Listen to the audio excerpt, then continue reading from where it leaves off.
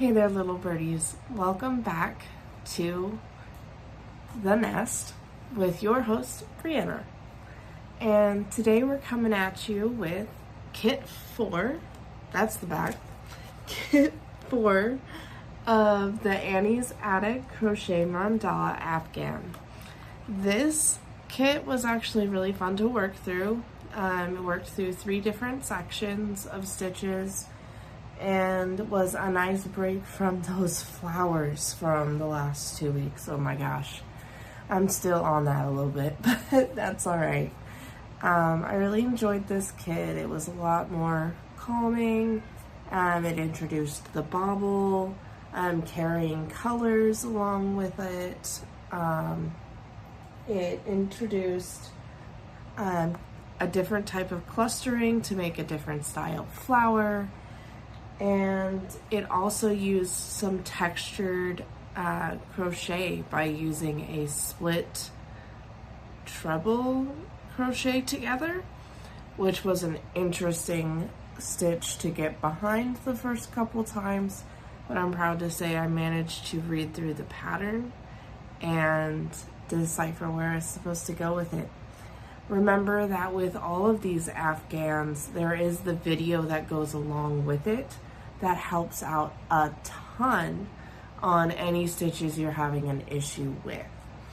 So we're gonna break here and I'm gonna show you my time lapse of the different photos of the rounds or sections I did, and then I'll get back to you with a little bit more detail of what I enjoyed, what I struggled with, and tips and tricks for as you do this one yourself. Just a reminder, I am not sponsored in any way by Annie's Attic. This is just a project I decided to do for my channel and the shop, and I'm really falling in love with the design just as much as I thought I would. So I'll meet you back here in just a moment.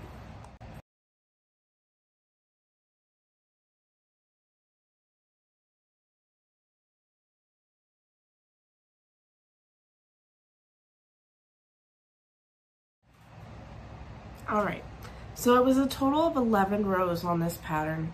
Again, I won't be showing the pattern itself as that's out of respect for the designers. So if you want to follow along or if you want to do this project yourself, I strongly suggest you reach out to them and subscribe to the kit because it's very much worth it in what I've experienced so far. This is folded up.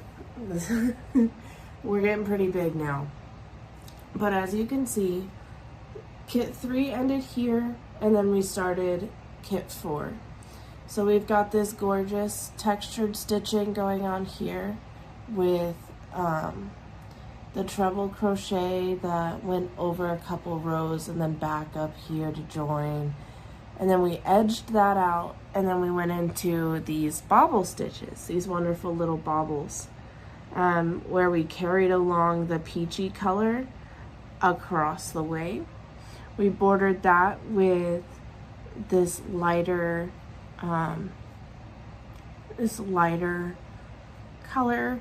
Then we made like a stemmy texture with the green, and then it went up to the flowers, which will gain more definition in the next box from the look of the pattern.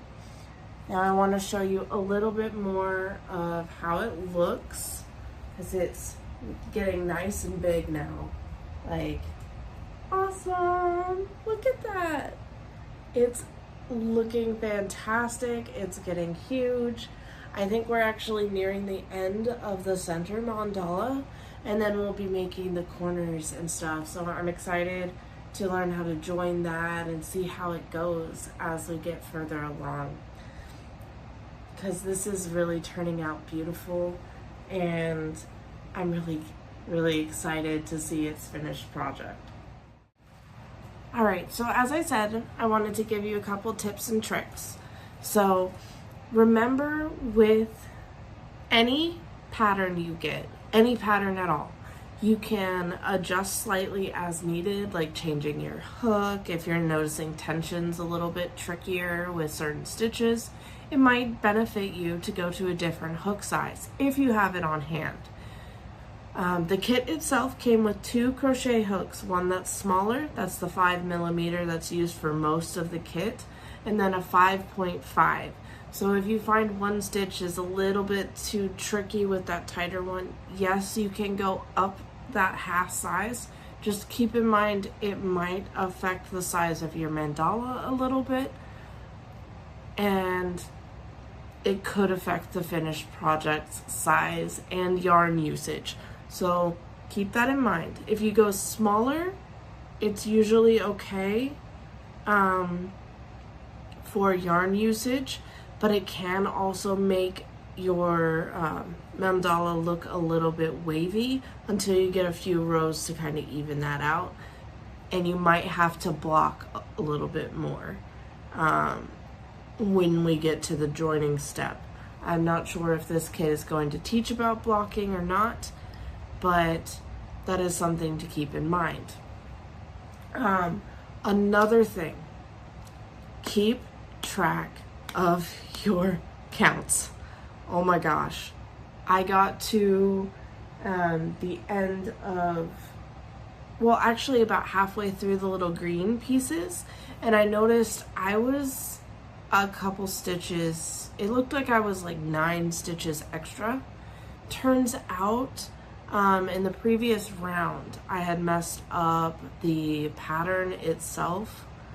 A couple times I forgot like a double crochet stitch, and I skipped straight to the treble or something like that, because there was a pattern of stitches to create the kind of like arching thing that goes on in between the flowers, and that caused my numbers to look kind of off because I missed a couple here and there.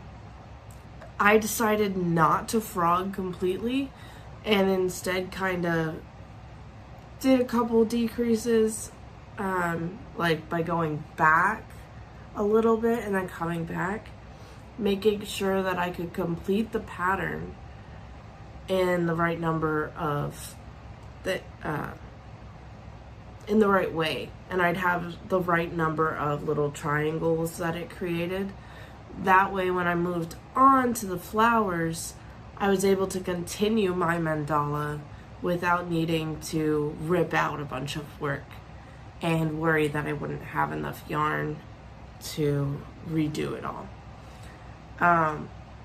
Also keep in mind, if you do have to rip something out and you find you're getting short on yarn, you can buy all of the colors from the kit, including the exclusive ones, on their website. So even after you're done with the project, if you've fallen in love with one of the skeins that has the little exclusive circle on it, you can buy that straight from Annie's Attic. Let me grab you one of those so that you can see it real quick.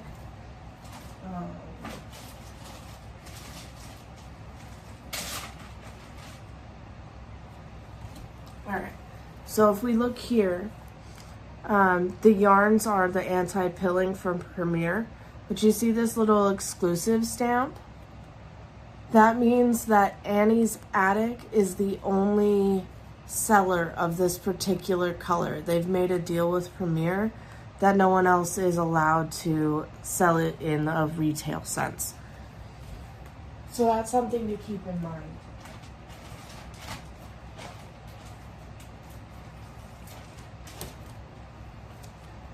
But overall, that's how it goes, and my experience with this kit.